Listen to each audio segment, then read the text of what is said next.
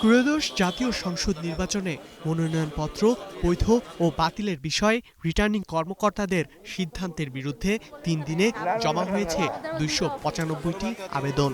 এর মধ্যে ঢাকায় সর্বোচ্চ 66টি, কুমিল্লায় 38টি আপিল গ্রহণ করেছে কমিশন। 10টি অঞ্চলের জন্য আলাদা বুথে নির্বাচন কমিশনে আপিল চলমান।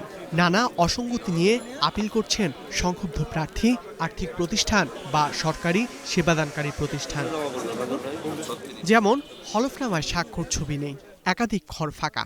তবু কিভাবে বৈধ হলো কিশোরগঞ্জ 5 আসনের বিএনপি জোটের প্রার্থী এহসানুল হুদার মনোনয়ন? তার বিরুদ্ধে এমন অভিযোগ এনে মনোনয়নের বৈধতা চ্যালেঞ্জ করে আপিল করতে এসেছেন বিএনপি নেতা ও একই আসনের স্বতন্ত্র প্রার্থী শেখ মুজিবুর রহমান ইকবাল। আমার পরিবর্তে বিএনপির ধানের শীষাকে মনোনয়ন দেওয়া হয়েছে এহসানুল হুদা।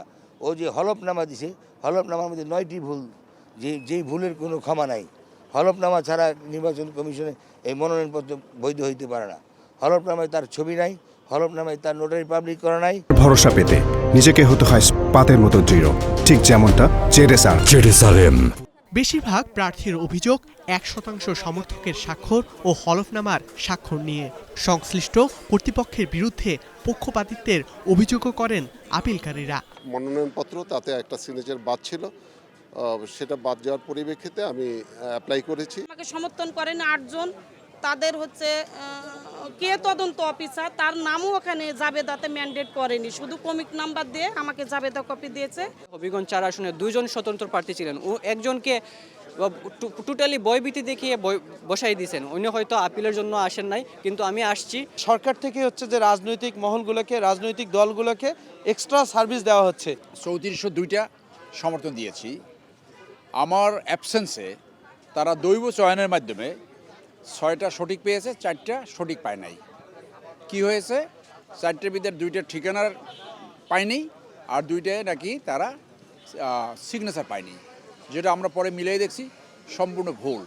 এইখানে রিটার্নিং অফিসার আইন ভঙ্গ করে আমার অ্যাবসেন্সে তারা এই কার্যক্রম চালিয়েছে। এদিকে বিকেলে ইসির সঙ্গে বৈঠক শেষে জামাতের প্রতিনিধি দল জানায়, মামলার ক্ষেত্রে বিএনপির অনেকেই মনোনয়ন গ্রহণ করলেও জামাতের প্রার্থীর বাতিল হয়েছে। দ্বৈত নাগরিকত্ব থাকার পরও বিএনপি নেতারা পেয়েছেন মনোনয়ন, এমন অভিযোগও জামাত নেতাদের।